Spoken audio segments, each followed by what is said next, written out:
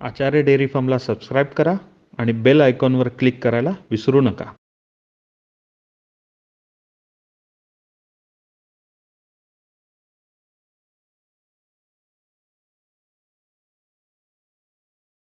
मित्रांनो, आपल्या शेतकरी बंधूंबरोबर आपण या व्हिडिओच्या माध्यमातून खूप विषयांवर चर्चा करत असतो आपल्या चॅनलवर.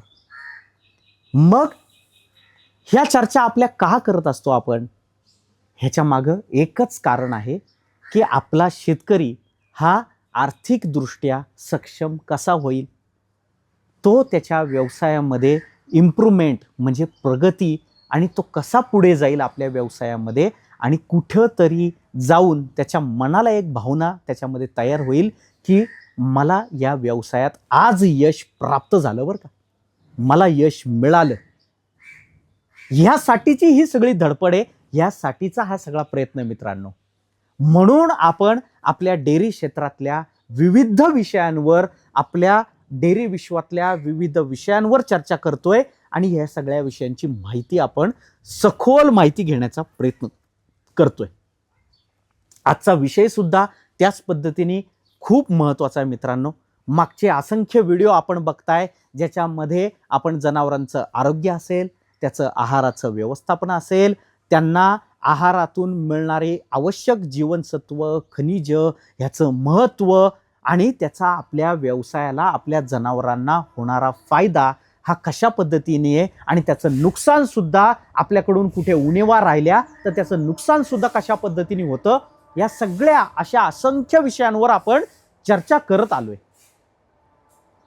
जर आपण आपलं चॅनल मित्रांनो सबस्क्राईब केलं नसेल तर नक्की सबस्क्राईब करा, लाईक केलं नसेल तर नक्की लाईक करा आणि आपले हे सगळे असंख्य विषयांचे व्हिडिओ जे आहेत हे आपल्या शेतकरी मित्रपरिवारापर्यंत पोहोचवण्याचा प्रयत्न करा. कारण की त्यांच्या इथे सुद्धा, त्यांच्याकडं सुद्धा, त्यांच्या जनावरांमध्ये सुद्धा नक्कीच काहीतरी उणीवा राहत असतील, नक्कीच काहीतरी प्रॉब्लेम्स होत असतील, कुठंतरी त्यांना सोल्युशन आपण काढण्याचा प्रयत्न करतोय, कुठंतरी उपाय शोधण्याचा प्रयत्न करतोय आणि काहीतरी मार्ग सुद्धा काढण्याचा आपण या सगळ्या चर्चेतून प्रयत्न करत असतो मित्रांनो.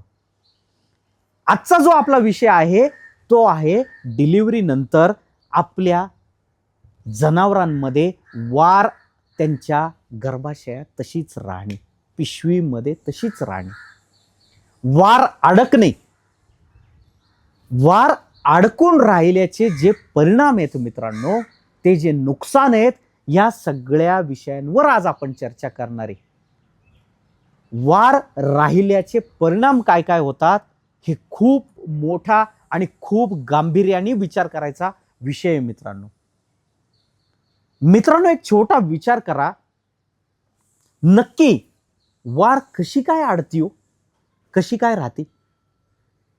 याचा अर्थ तिच्या आहारामध्ये आणि तिच्या आरोग्यामध्ये नक्कीच काहीतरी उणीवा राहिल्यात, म्हणून तिला तिच्या डिलिव्हरीच्या काळामध्ये तिला नक्कीच काहीतरी अपाय होतोय. त्या काळामध्ये तिला पूर्ण तिची डिलिव्हरी झाल्यानंतर ती जी वार पडली पाहिजे ती पडत नाहीये. ह्याचा अर्थ तिच्या आरोग्यामध्ये कुठेतरी कमतरता निर्माण झाली आहे, कुठेतरी अडचण निर्माण झाली आहे. त्याच्यामुळे आपल्याला त्या सगळ्या विषयांवर आज चर्चा करायची आहे. मित्रांनो, जरा विचार करायला गेलं तर बऱ्याच वेळा आपल्या गोठ्यांमध्ये खूप साऱ्या शेतकऱ्यांकडे हा प्रश्न हा मोठ्या स्वरूपात आपल्याला जाणवतो की आमच्या गाई आणि आमच्या म्हशीची डिलिव्हरी नंतर वारच पडली नाही, बरं का, आम्हाला खूप अडचणी आल्या, वासरू सुद्धा आम्हाला काढताना खूप त्रास झाला हो. मग ह्याचे नक्की काय काय परिणाम होतात हो? ह्याचे जर का आपण परिणामांचा विचार करायला गेलो तर सगळ्यात महत्वाचं, वार जर का अडली, वार जर का राहिली तर त्याचे परिणाम म्हणजे पूर्ण वेताच्या तिच्या दुधावर पहिला फटका. हा फटका का पडला तर त्याच्या मागं सगळ्यात मूळ कारण जर का आपण शोधायला गेलो तर त्याचं मूळ कारण आहे तिच्या आरोग्यामध्ये होणारा बिघाड. विविध आजारांना आमंत्रण ह्या फक्त एका वार अडकल्यामुळे तिथून सुरुवात होणार आहे. मग हे गर्भाशयाचे सगळे आजार त्याच्या आरोग्यामध्ये कधीही पण ती आजारी पडणं, ताप येणं, ताप न उतरणं, दुधावरती आपण म्हणतो आमची गाय आमची म्हैस दुधावरच येत नाही हो. ती जनावरं दुधावर सुद्धा येत नाहीत. त्याचा फटका आपल्या शेतकऱ्याला त्याच्याकडून मिळणाऱ्या उत्पन्नावर पडतो, म्हणजे त्याच्या दुधावर त्याचा फटका पडतो. आणि सगळ्यात महत्वाची गोष्ट म्हणजे ज्या वेळेस तिचं आरोग्य हेच जर का पूर्ण डिस्टर्ब झालं असेल, तीच जर का एखाद्या आजारपणामध्ये पूर्ण गुंतत चालली असेल, तर मग आपण चांगल्या चांगल्या गायी, चांगल्या चांगल्या म्हशी सुद्धा आपल्या हातातून निघून जाण्याची परिस्थिती निर्माण होती मित्रांनो. मग आपण विचार करायचा की हिने मागच्या वेताला मला माझ्या गायीनी 20-20, 22-22, 25-25 लिटर दूध दिलं. इतकी चांगली फॅट आणि इतका चांगला एसएनएफ असणारी आमची गाय होती. आमची म्हैस सुद्धा तितकी छान होती. 15-15, 16-16 लिटर तिने आम्हाला दूध दिलं. इतकी चांगली फॅट तिची लागायची, एसएनएफ चांगला लागायचा. पण ह्या एका कारणामुळं आमची गाय आणि आमची म्हैस खराब झाली हो. आणि इतकी महागाची आमची गाय आणि आमची म्हैस खराब झाली, त्याचा आर्थिक फटका एकीकडे आपल्याला पडलाच पडला, पण आपल्या दुधावर सुद्धा त्याचं नुकसान खूप मोठं झालं मित्रांनो. मग या सगळ्या गोष्टींवर आपल्याला विचार करायची खूप गरज आहे मित्रांनो. मग ह्या वार अडकल्याने अजून एक काय परिणाम आपल्याला बघायला मिळतो, तर एक प्रकारे त्याचा गर्भाशय जो आहे तो खराब व्हायला सुद्धा लागतो. मग आपण त्याच्यावर प्रचंड प्रमाणात औषधोपचार, प्रचंड प्रमाणात डॉक्टरांच्या माध्यमातून ट्रीटमेंट, त्याच्यातून पडणारा आपल्याला आर्थिक भार आणि आर्थिक खर्च, याच्यामुळं कालांतराने आपल्याला असा पण परिणाम जाणवतो, आमची गाय आणि आमची म्हैस माझावरच येत नाहीये. आता आमची ती गाय आणि म्हैस लागत सुद्धा नाहीये, गाभणच राहत नाहीये. इतक्या टोकाचे परिणाम सुद्धा आपल्याला ह्या एका छोट्या गोष्टीतून बघायला मिळतील. आणि सगळ्यात मोठा विषय जर का आपण विचार करायला गेलो मित्रांनो, ज्या वेळेस अशी जनावरं आजारी पडायला लागतात, त्यावेळेस ती जनावरं व्यवस्थित वेळेवर आपल्या पूर्वपदावर, म्हणजे परत एकदा सुस्थितीमध्ये पुन्हा एकदा त्या दुधावर यायला खूप अडचण निर्माण होती. खूप आपल्याला वेळ घेतात आणि त्याचा फटका आपल्याला आर्थिक खूप मोठा पडतो. मग आता ह्याच्यावर काय तोडगा, ह्याच्यावर काय मार्ग काढायचा आपण मित्रांनो? ह्याच्यावर मार्ग आपल्याला अशा पद्धतीने काढता येईल, तो म्हणजे गाभण काळामध्ये आपल्या जनावरांच्या आरोग्याचं व्यवस्थापन. हे व्यवस्थापन करणं अत्यंत गरजेचं आहे मित्रांनो.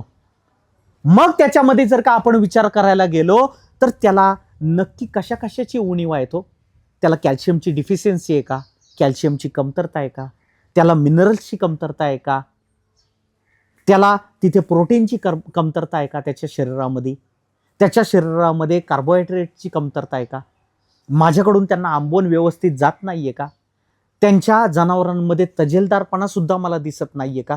ती 6 महिन्याची 7 महिन्याची गाभण आहे, पण असं वाटतं की तिच्या शरीरात ताकद आहे का नाही. इथपर्यंत आपल्याला काय काय जनावरांना बघितलं तर अशी सुद्धा भावना निर्माण होती. मग हे प्रश्न आपल्या मनात निर्माण होतात.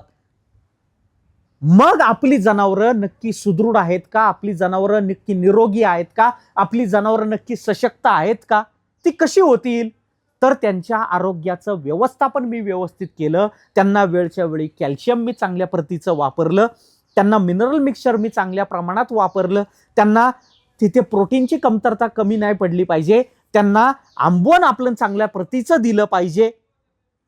आणि गाभण काळात सर्वात महत्वाचं, ती जर का एखाद्या आजारपणात आपण ती पडत असेल, तर त्या आजारपणातून लवकरात लवकर तिला बाहेर काढणं हे सगळ्यात महत्वाचं कारण आहे मित्रांनो. म्हणून आपण या व्हिडिओच्या माध्यमातून, या चर्चेच्या माध्यमातून एकाच विषयांवर आपण नेहमी जास्तीत जास्त फोकस करून बोलत असतो, ते म्हणजे आपल्या जनावरांचं आरोग्य. ते आपण कसं काय सांभाळू शकतो, त्याच्यासाठी आपल्याला आपला एक सहकारी आहे मित्रांनो, आपल्याला एक मार्गदर्शक आहे. आपण त्याला सोडून जमणार नाही. तो आहे आपला फॅमिली डॉक्टर.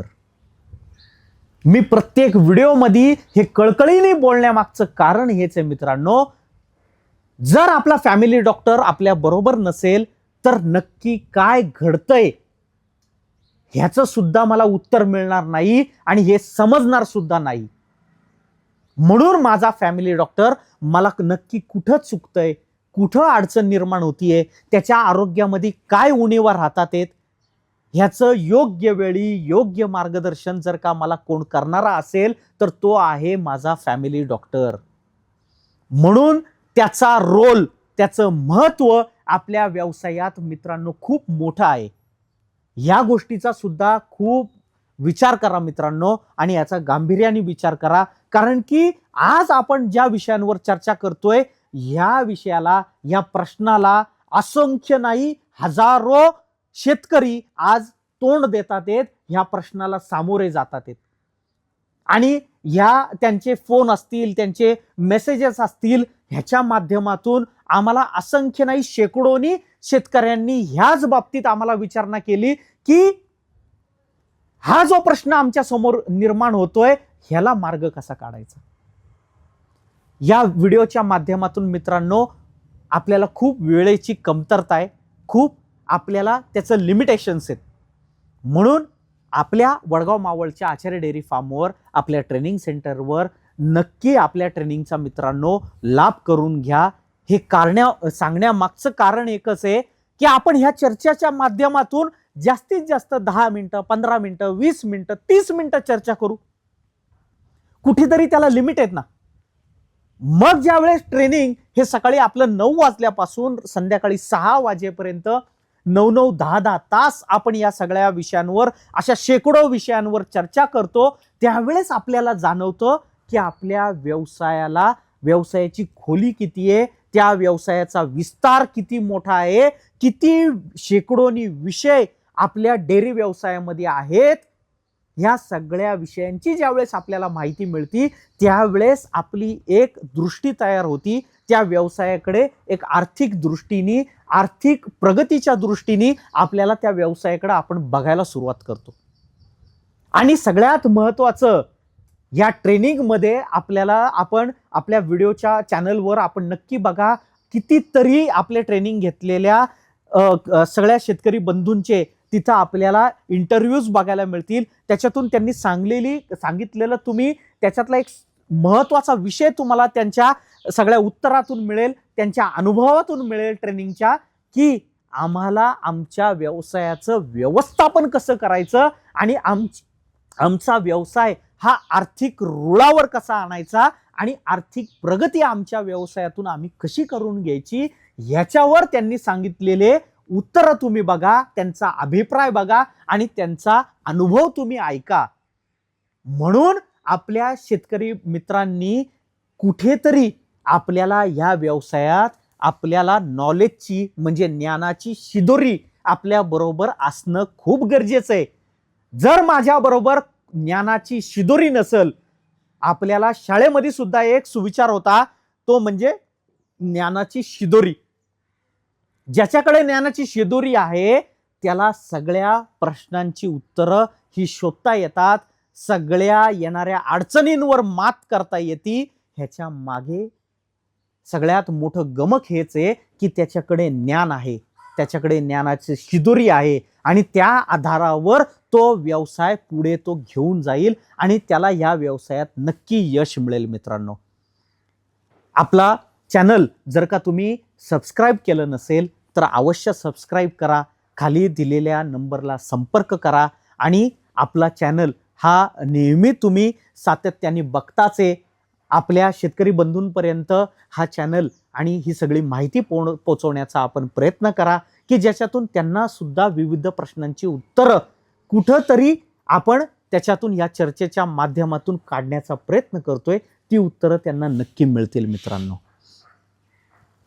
याचबरोबर मी अजून एक छोटी गोष्ट आपल्याला सांगतो की आपला जो असाच प्रतिसाद आम्हाला खूप चांगल्या पद्धतीने मिळतोय, हाच प्रतिसाद उलट अजून जास्ती आम्हाला प्रोत्साहन आपल्याकडून मिळत राहावं आणि आपल्या चॅनलला तुम्ही अशाच पद्धतीने भरभरून प्रतिसाद जो देताय त्याबद्दल तुमचे आभार सुद्धा आहे, तुमचं अभिनंदन सुद्धा आहे आणि आम्हाला असंच आपलं प्रोत्साहन सगळ्या शेतकरी बंधूंचं मिळू दे. धन्यवाद मित्रांनो.